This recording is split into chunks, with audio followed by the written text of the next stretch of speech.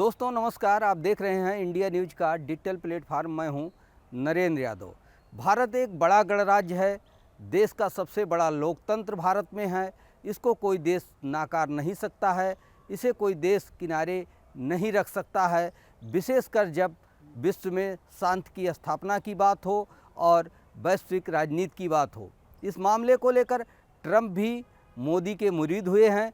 उन्होंने Gaza board of peace के लिए नरेंद्र मोदी भारतीय प्रधानमंत्री को पत्र लिखा है और कहा है कि ये मेरे लिए सम्मान का विषय है कि मैं भारत के प्रधानमंत्री नरेंद्र मोदी को निमंत्रित कर रहा हूं और उनकी साझेदारी और उनकी भागीदारी और उनके विचारों को लेकर के एक सहमति गाजा में बनेगी, जो अस्थाई शांति लाएगी, स्थिरता लाएगी।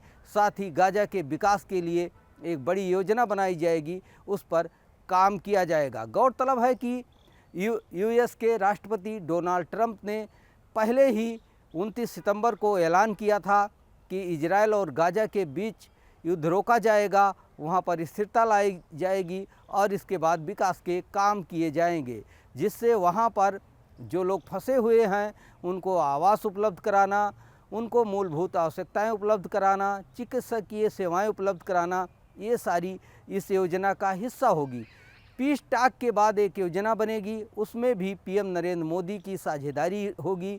उसमें पीएम नरेंद्र मोदी के विचारों को और उनकी बातों को जगह दी जाएगी, क्योंकि ट्रंप ये जानते हैं कि भारतीय प्रधानमंत्री नरेंद्र मोदी लगातार गाजा की स्थिति पर नज़र बनाए हुए थे और उन्होंने कहा था कि इजरायल को सीमित हमले करने चाहिए और आतंकियों पर ही हमले होने चाहिए, आम आदमी को इस युद्ध से बचाना चाहिए। इन सारी चीज़ों को देखते हुए अब जब गाजा का एक पीस प्लान तैयार करने के लिए ट्रंप तैयार हैं और उसकी कमेटी बना रहे हैं, तो उन्होंने नरेंद्र मोदी को इसमें निमंत्रित किया है और तमाम जिम्मेदारियां भारत की भी होगी कि किस तरीके से गाजा के लोगों की बात सुनी जाए, इजरायल को संतुष्ट किया जाए, वैश्विक दुनिया के तमाम देशों से किस तरीके से बातचीत कर वहां पर राहत और बचाव के कार्यों में एक बड़े बजट की व्यवस्था की जाए।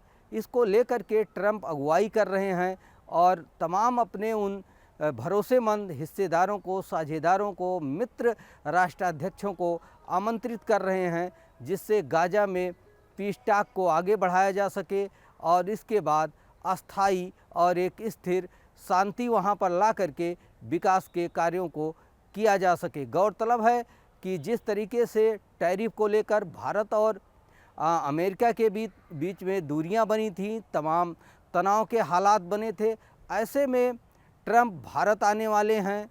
जल्द ही उनके कार्यक्रम का ऐलान किया जाएगा। ऐसे में ट्रंप का प्रधानमंत्री नरेंद्र मोदी को निमंत्रण पत्र भेजना अपने आप में दर्शाता है कि भारत और अमेरिका के रिश्ते एक बार फिर पटरी पर आने वाले हैं और तमाम जो समझौते थे, जो टैरिफ को लेकर विवाद था, दोनों देशों के बीच इस भारी अंतर को लेकर भारत अपनी बात रखना चाहता था, वो सारी बातें पर्दे के पीछे चल रही हैं। तमाम जो डेलीगेशन हैं वो दौरा कर रहे हैं और उच्च स्तरीय एक कमेटियां जो है भारत और अमेरिका की बातचीत कर रही हैं।